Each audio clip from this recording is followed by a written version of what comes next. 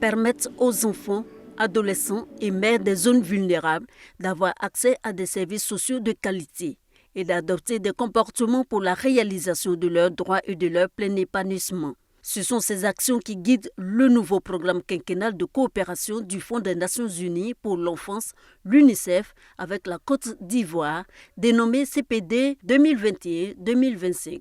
Le lancement régional de ces activités à Korogo réunit partenaires institutionnels et civils pour renforcer la mise en œuvre de ce plan dans le Grand Nord. Nous voulons donner chaque fille et chaque garçon de Côte d'Ivoire l'opportunité de naître et grandir en bonne santé, d'accueillir des compétences fondamentales, de grandir dans un environnement propre et sûr et de jouir d'un égal accès aux opportunités pour réussir dans la vie.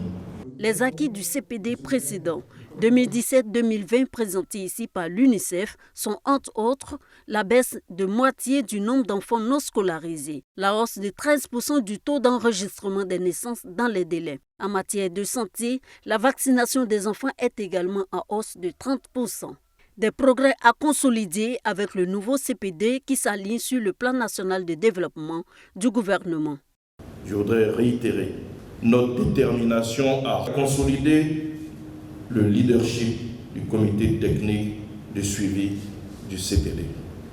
De plus, des actions appropriées de renforcement des capacités afin de mieux outiller les coordonnateurs et points focaux pour une mise en œuvre réussie du programme seront entreprises.